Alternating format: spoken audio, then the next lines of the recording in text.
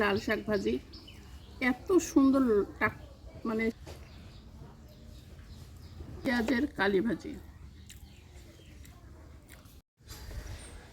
সকাল সকাল উঠানের উপরে বসে গরম গরম ভাত এবং ক্ষেতের যে মানে নিজেদের বাড়ির চাল, সেই চালের ভাত মাটির চুলায় রান্না। আর এখানে নিয়েছি দেখেন, এটা হচ্ছে পেঁয়াজের কালি, আলু দিয়ে ভাজি, লাল শাক ভাজি, মটরের শাক ভর্তা। প্রত্যেকটা খাবার সেই মজার।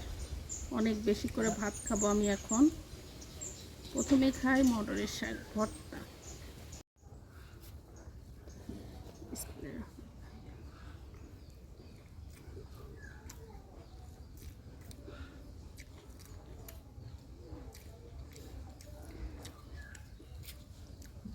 ক্ষেতের থেকে উঠিয়ে নিয়ে আসা মটরের শাক ভর্তা, এটা দিয়ে মোটামুটি 2 প্লেট ভাত অনায়াসে খাওয়া যায়। মোরগটা ডাকাই লাগবে আমার ভিডিও করার সময়, বুঝছেন?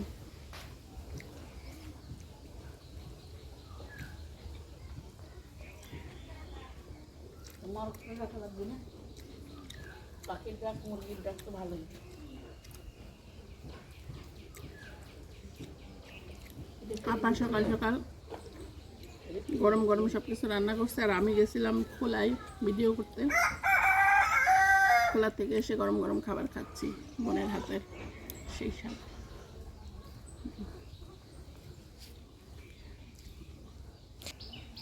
এখন খাবো আমি লাল শাক ভাজি।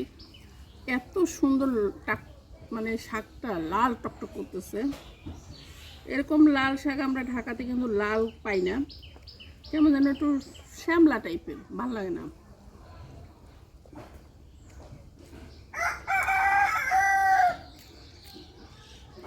অমৃত খাচ্ছে।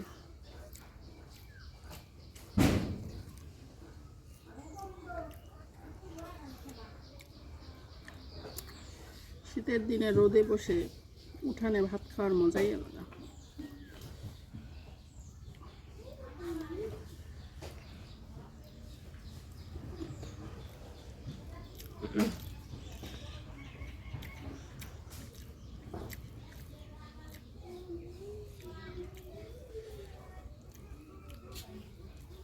বেড়াতে সবসময় শীতের দিনেই ভালো লাগে, কারণ পিঠা খাওয়া যায়। এখন খাবো আমি পেঁয়াজের কালি ভাজি।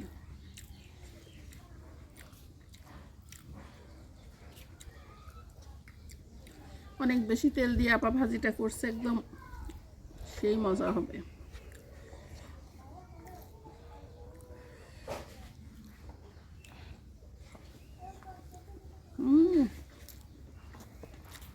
ভাজিটা দিয়েই খাওয়া যাবে 3 প্লেট।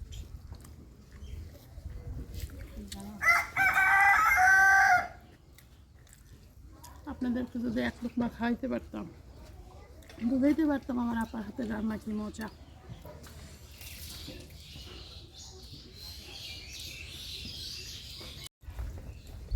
তো সবাই ভালো থাকবেন, সুস্থ থাকবেন। আল্লাহ হাফেজ।